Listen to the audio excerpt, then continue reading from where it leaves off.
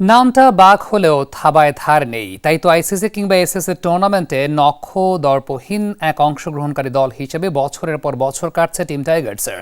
তাওহিদ হৃদয়ের দাবি, চেষ্টা করছি কিন্তু হচ্ছে না। জাকের বললেন, আমরা ভালো কিছুই করতে পারিনি, তবে চ্যাম্পিয়ন হতে চাই। কথার কাজের বৈপরীত্য কেন জানার চেষ্টা করেছেন রঞ্জন শান্ত। যেহেতু আমার হানিমুন পিরিয়ডটা শেষ হয়েছে, আমি ওই জন্য প্র্যাকটিসে যাচ্ছি, ট্রাই করছি, হয়তো বা হচ্ছে না। অ্যাজ এ ব্যাটিং ইউনিট আমরা ভালো করি নাই, এই জন্য আমরা ম্যাচটা আমাদের হাত থেকে চলে গেছে। হচ্ছে না, পারিনি। হৃদয় জাকেরদের এই শব্দগুলোই বলে দেয় আন্তর্জাতিক ক্রিকেটের আগুনে পারফরমেন্সের যুগে কতটা অসহায়ত্বে পড়ছে তাদের ব্যাট। যে হংকংকে আফগানরা পাত্তাই দেয়নি, সেই হংকংয়ের বিপক্ষে জিততে নাভিশ্বাস বাংলাদেশের। যে শ্রীলঙ্কাকে ঘরের মাঠে সিরিজ হারিয়ে এসেছে বড় মঞ্চের স্নায়ুচাপে, সেই লঙ্কানদের জাঁতা কলে পিষ্ট টাইগার নামক বাহিনী। তবুও নাকি আশা ছাড়তে চান না জাকের আলীরা।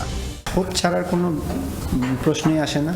আমরা ম্যাচ জেতার জন্য খেলবো, ঠিক একই মেন্টালিটি। এই ম্যাচও আমরা জিতার মেন্টালিটি নিয়ে আসছিলাম, হয় নাই। নেক্সট ম্যাচে অবশ্যই আমরা জিতার মেন্টালিটি, এছাড়া তো আর কোনো উপায় নেই। জেতার জন্য খেলা আর জেতা এক নয়। এশিয়ান শ্রেষ্ঠত্বের লড়াইয়ে তা শুরুতেই দেখিয়ে দিয়েছে ভারত পাকিস্তানের মতো দলও। আর বড় টুর্নামেন্টে শুধুই পার্টিসিপেন্ট হয়ে রয়ে গেল বাংলাদেশ। শুধু ম্যাচই খেলছে লাল সবুজের দল। তবুও কথায় কথায় চ্যাম্পিয়ন হওয়ার আশ্বাস ওই প্রেস কনফারেন্সের বদ্ধ কামরায়। আমরা তো টুর্নামেন্টে জাস্ট ম্যাচ খেলতে আসিনি, আমরা ভালো চ্যাম্পিয়ন হওয়ার জন্য আসছি। তো এক ম্যাচ হারাতে এটা ড্রপ করা যাবে না। আমরা অবশ্যই নেক্সট ম্যাচ আমরা জেতার জন্যই যাব। সোমবার হংকংয়ের বিপক্ষে দ্বিতীয় ম্যাচ খেলবে শ্রীলঙ্কা। সেই ম্যাচে শ্রীলঙ্কা জিতলে মঙ্গলবারের আফগানিস্তান ম্যাচটি নক আউট হয়ে যাবে বাংলাদেশের জন্য। হারলেই সুপার 4-এর আগেই দেশে ফিরতে হবে বাংলাদেশকে। আর জিতলেও অবশ্য শ্রীলঙ্কা আফগানিস্তান ম্যাচের দিকে তাকিয়ে থাকতে হবে। তাতে কি, বিদায় নিলেও বরাবরের মতো নামের ভারত্ব হয়তো কমবে না টিম টাইগার্সের।